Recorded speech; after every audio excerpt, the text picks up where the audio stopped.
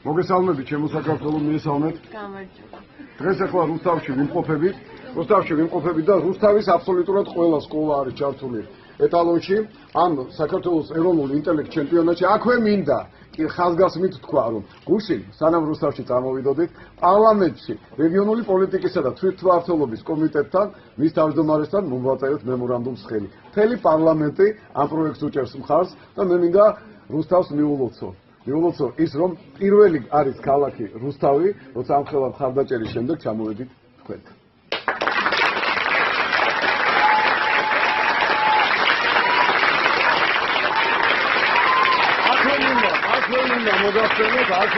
მოგახსენოთ, რომ ამ დარბაზში ექვთიმე თაყაიშვილის სახელობის რუსთავის სასწავლო უნივერსიტეტში წევა არ არის, აქვე იმყოფება ადგილობრივი ხელისუფლების მმართველობის და თვითმმართველობის წარმომადგენელი, მოგესალმებით ბატონ ლევან, საკრებულოს თავმჯდომარის მოადგილე, ჩვენი მეგობარი ბატონი დუგდარ სალია, რუსთავის მერი ბატონი დავით ჯიქია და მოგახსენებთ, რომ სულ მოკლე ხანში დავარკვევთ თუ ვინ გახდება რუსთავის ეტალონი მოსწავლე, რა თქმა უნდა, რესურს ცენტრის ხელმძღვანელი ქალბატონი თამარ ხეჩიკაშვილი, რომლის დიდი დამსახურება გიგა ჟღარკავა და ყველას ვერ ჩამოვთვლი. მთელ რუსთაველებს მიგესალმებით და ახლა გეტყვით ჩემო საქართველო. ჩემო საქართველო, თქვენ რუსთავი მოგესალმებათ.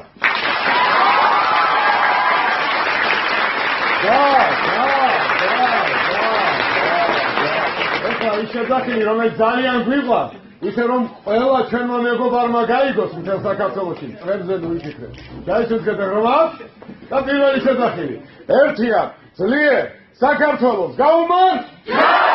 ქვემო ქართლს, მის მომავალ ძლიერებას გაუმართ! რუსთავ ქალაქს, აი ამ ახალგაზრდობას, ამ ოჯახურ მიდგომას და ნიჭიერებას გაუმართ! მაგარი აპლოდისმენტები. და ჩვენ ბაქოში შევხვდებით მაგას.